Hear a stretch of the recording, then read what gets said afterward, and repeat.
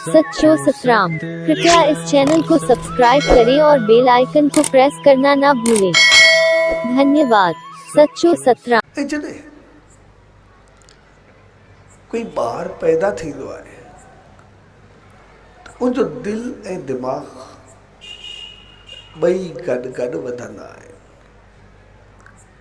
11 सालनि ताईं तक़रीबन ॿिन्ही जी ग्रोथ हिकु जहिड़ी थींदी आहे, हिकु जेतिरी थींदी आहे। पोइ जेकॾहिं उन्हनि 11 सालनि में दिलि ते लोड वधीक आयो, असां दिली कमु वधीक कयासीं, त पोइ दिलि वधणु शुरू थींदी आहे ऐं दिमाग़ घटिजणु शुरू थींदो आहे। यानी दिमाग़ दिलि जे अंदरि अची वेंदो आहे, अंडर में अची वेंदो आहे, कंट्रोल में अची वेंदो आहे। ऐं जेकॾहिं दिमाग़ वधीक हलंदो, दिमाग़ ते लोड घणो ईंदो, त पोइ दिमाग़ वधंदो, दिलि घटिबी, यानी दिलि दिमाग़ जे कंट्रोल में अची वेंदी। ऐं 11 सालनि जी उमिरि ताईं तक़रीबन इहो हलंदो आहे। इन जे करे जॾहिं कोई ॿार पैदा थींदो आहे, असां सभु उन सां दिलि सां प्यारु कंदा आहियूं, उनखे दिलि सां चाहींदा आहियूं, उनखे दिलि सां बणाइण जी कोशिशि कंदा आहियूं त जीअं ॿार जी दिलि बहितर वधे। छाकाणि दिलि ऐं दिमाग़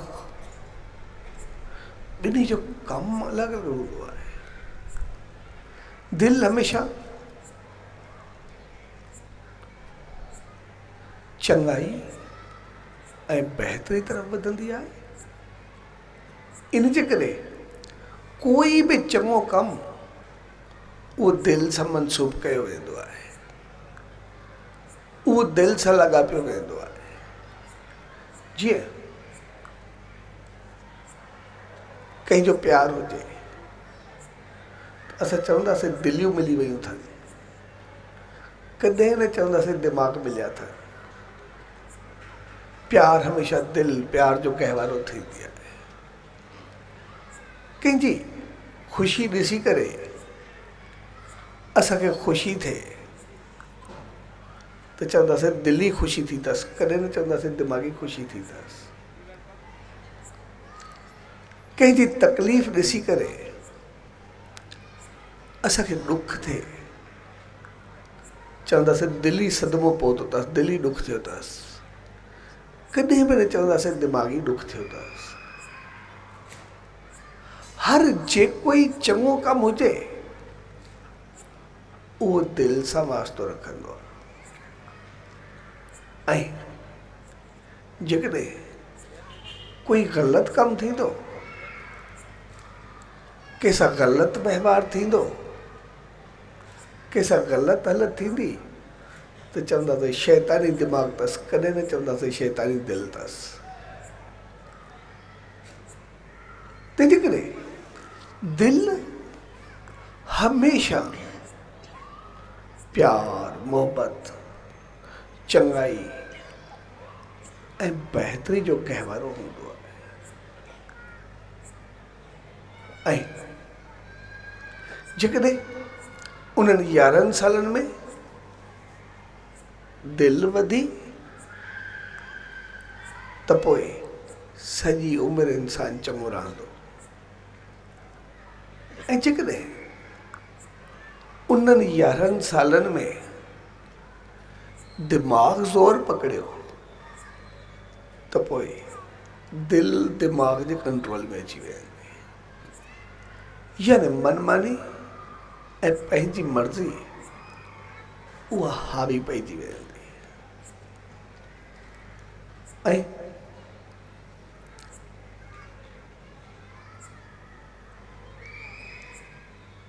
असां खां अॻु में